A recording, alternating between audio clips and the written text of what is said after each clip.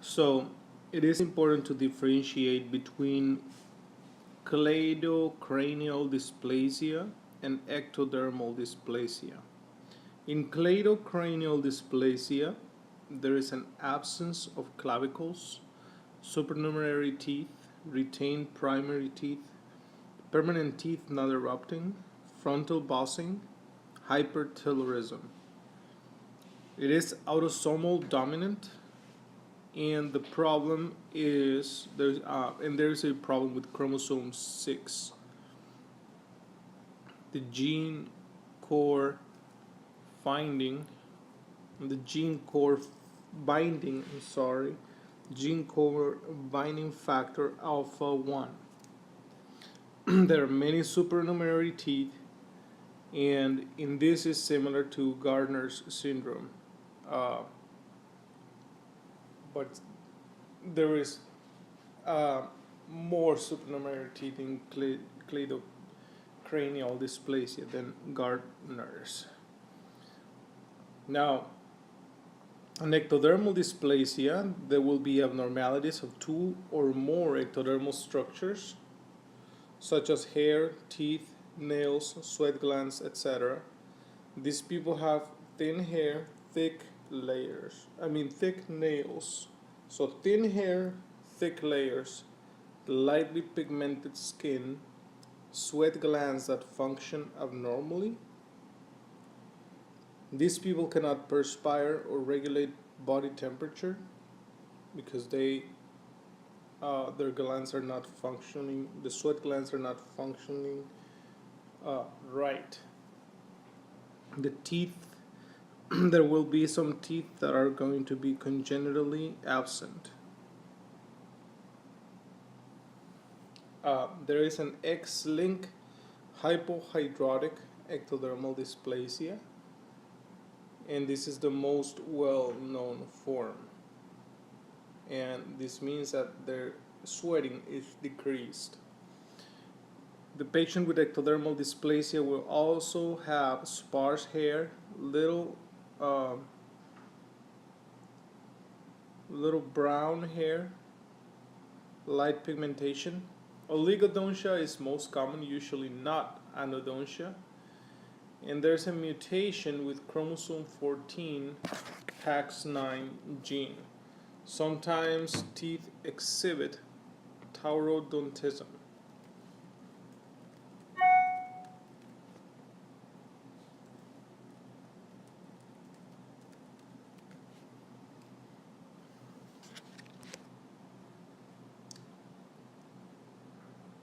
So what is taurodontism? These conditions may exist as an isolated trait or as part of several syndromes, including trichodento-osseous syndrome, otodental dysplasia, ectodermal dysplasia, which is what we're talking about, tooth and nail syndrome, amelogenesis imperfecta, and others. Okay.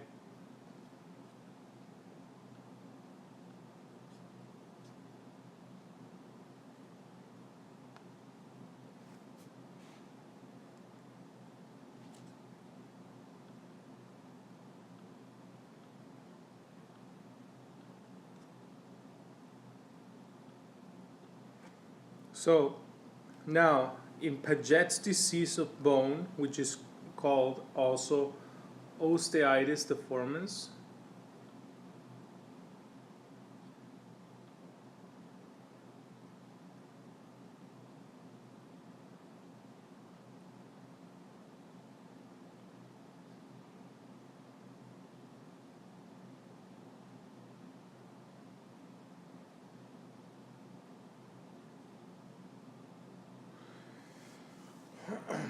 so again, in Paget's disease of bone, which is also known as osteitis deformans, they there is it occurs in the jaw. You will see hypercementosis. Okay, in Paget's disease of bone. What else are you going to see in Paget's disease of bone? In Paget's disease of bone, you will see a uh, a problem with your bone, with your body, which does not do a recycling, to say, to use a term. Pagesthesis of bone interferes with your body's normal recycling process, in which new bone tissue gradually replaces old bone tissue. Over time, the disease can cause affected bones to become fragile and misshapen. Paget's disease of bone most commonly occurs in pelvis, skull, spine, and legs. The risk of Paget's disease of bone increases with age. Your risk also increases if members of the family have the disorder. So, as far as the skull, you will see an overgrowth of bone in the skull, which can cause hearing loss and headaches.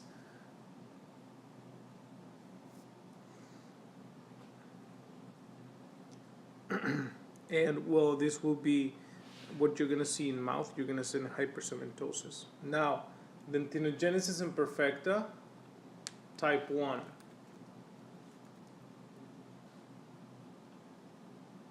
Dentinogenesis imperfecta, type 1.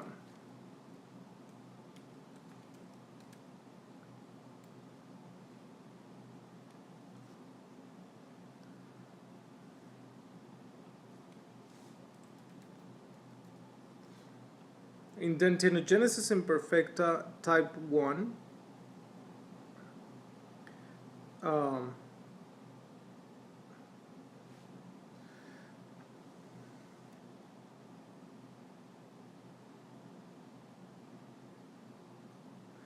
these occur in people who have osteogenesis imperfecta.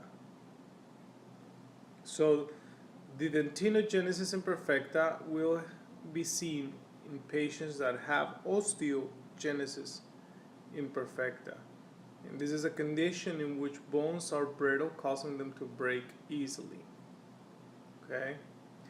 Dentinogenesis imperfecta is type 1 is a condition characterized by teeth that are translucent and discolored, most often blue, gray, or yellow-brown in color. Individuals with this disorder tend to have teeth that are weaker than normal, which leads to wear, breakage, loss of teeth. This damage can include teeth fractures or small holes in the enamel. Dentinogenesis imperfecta can affect both primary and permanent teeth. This is caused by a mutation of a gene that is inherited in an autosomal dominant manner. So, the type 1 dentinogenesis imperfecta occurs in people who have osteogenesis imperfecta.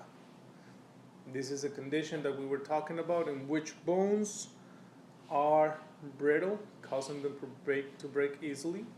People with this type of dentinogenesis imperfecta have a type of mutation that is, as of this moment, not super important. It is important, but not for the not important to know in this moment for the test. So, you will see dentinogenesis imperfecta type 1 in patients with osteogenesis imperfecta.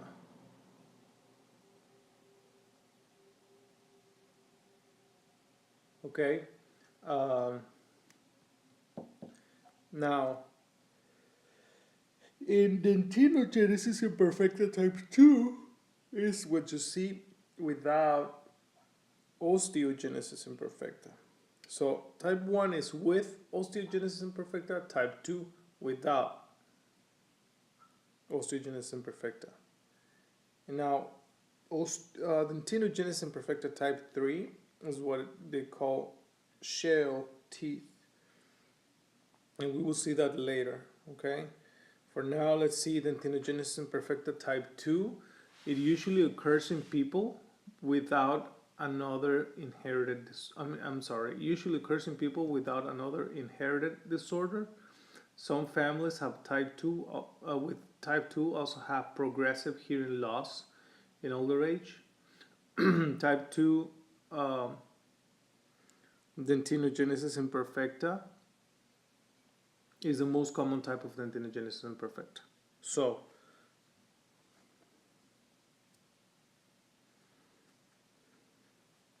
the most common type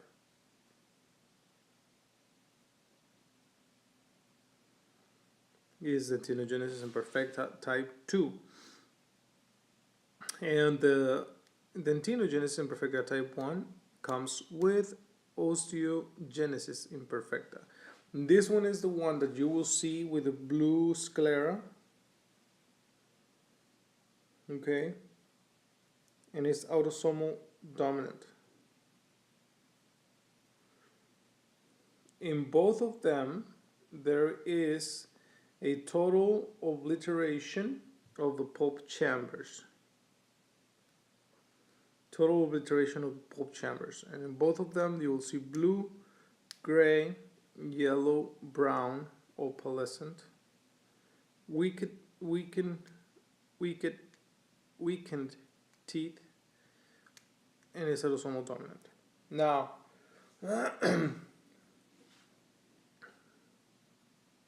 now in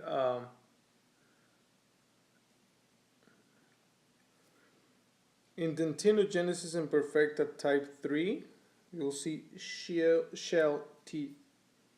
Shell teeth. You will see periapical radiolucencies.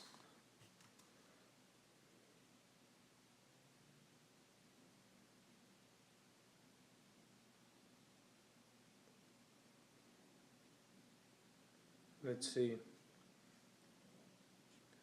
In type 3, dentinogenesis imperfecta is called shell teeth.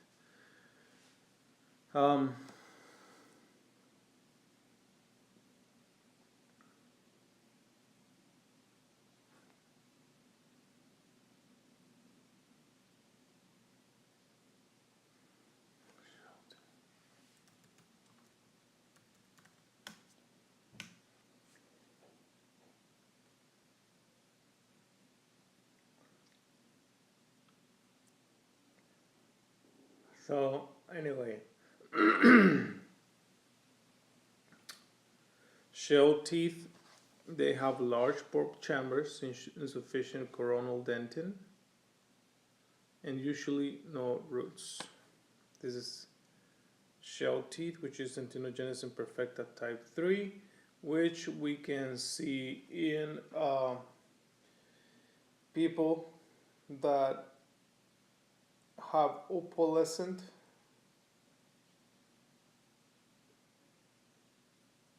I'm sorry, no. Type 3 usually occurs in people without another inherited disorder. Typically, type 3 was first identified in a group of families in southern Maryland and has also been seen in individuals of Ashkenazi Jewish descent.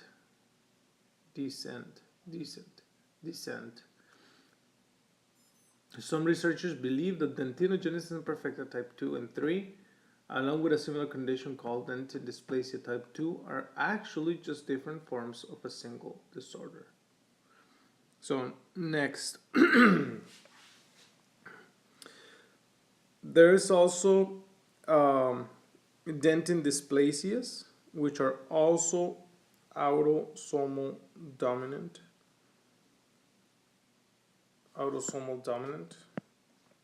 Dentin,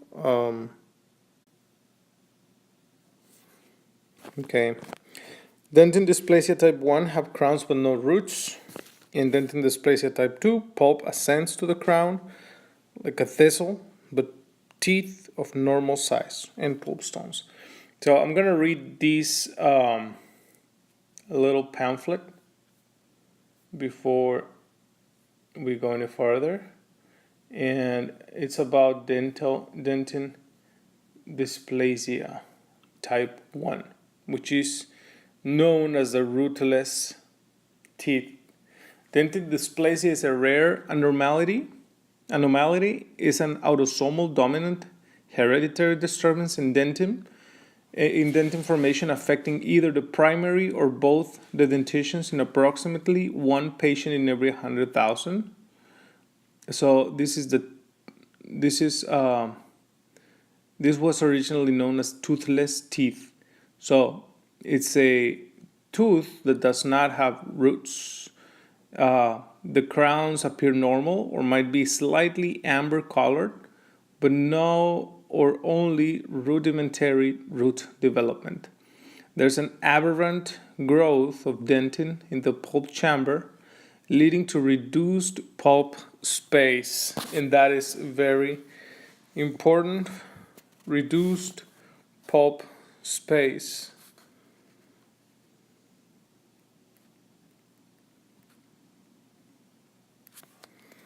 Reduced pulp space. Very important.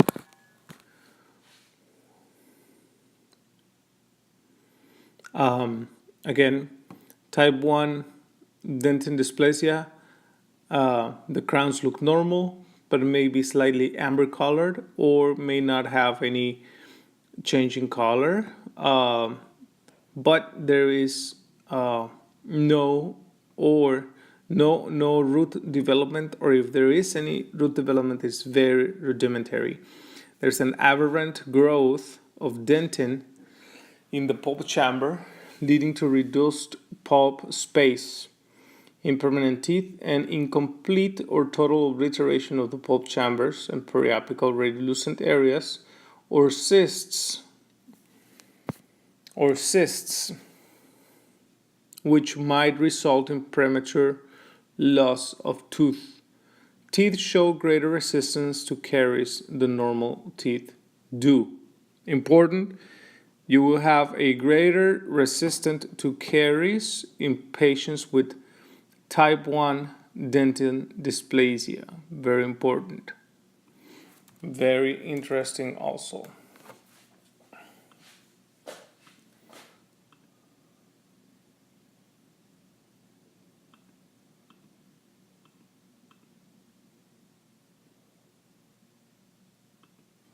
So,